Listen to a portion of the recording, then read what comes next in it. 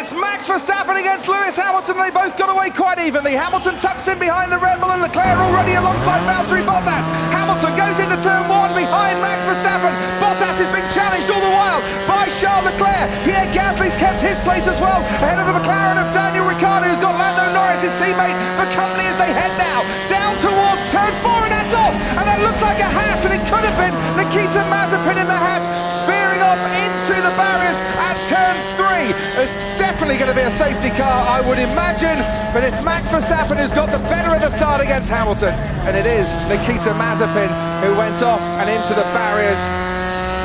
Yeah, that's what I thought.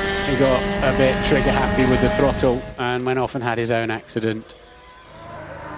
Hamilton now will try and tuck in behind him, and Verstappen immediately darts over to the right-hand side of the track. Now, what is going to happen down into turn one? It's three abreast almost. Verstappen, Hamilton, and then Charles Leclerc with Valtteri Bottas on the inside. Gasly is challenging him. Norris is still ahead of Daniel Ricciardo, and turns two and three have been navigated safely by the leaders. Norris is right on Gasly's tail, as you can see, as Verstappen goes into turn four ahead of Hamilton and Leclerc. Bottas and then round the outside. Lando Norris who's got ahead of Pierre Gasly, and there's cars going wide. Could have been Sebastian Vettel right at the rear of the field, and there's a car spinning off as well. I wonder if he's tangled. There's Mick Schumacher.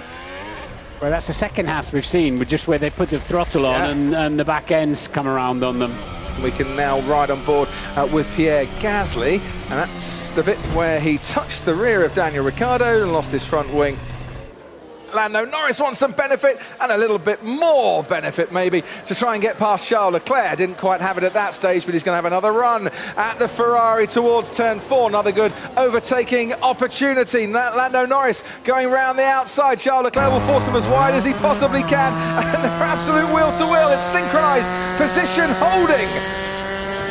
Sergio Perez is absolutely flying out there, Crofty, from the very back of the grid. Hang on, Ted, here goes Lando Norris. It's a bit easier to overtake down into turn one, and he's managed that. And there goes Lance Stroll on Fernando Alonso. He's gone a little bit deeper than I'm sure he would have wanted, but he has carried on and taken seventh place. He's seventh, Norris up to fourth, and back comes Charles Leclerc again. Anything you can do, I can try as well. But he needs to be a bit closer on this occasion. He's not, and Lando Norris stays in fourth.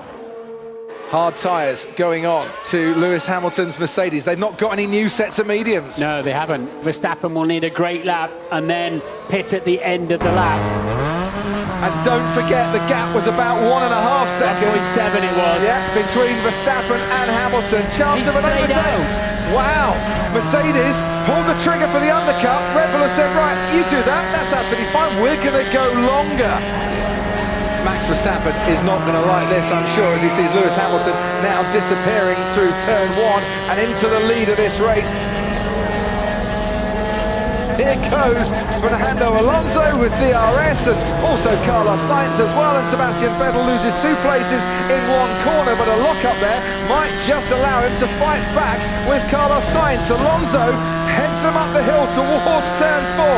Sainz now pulls out to the left-hand side. He is ahead of Sebastian Vettel, and Sainz is now ahead of Fernando Alonso, and Sebastian Vettel is ahead of Fernando Alonso. Yuki Tsunoda, ladies and gentlemen, new to Formula One, and I think we might see a few more of those moves during the course of the season. Mercedes switching the strategies and keeping Red Bull guessing which way is the best way. Kimi Raikkonen and George Russell, ladies and gentlemen. Remember the Nürburgring, when the last time these two got close together, George Russell ended up taking a bit of a tumble. Raikkonen ahead of the Williams there, and they were getting very, very close through turn four.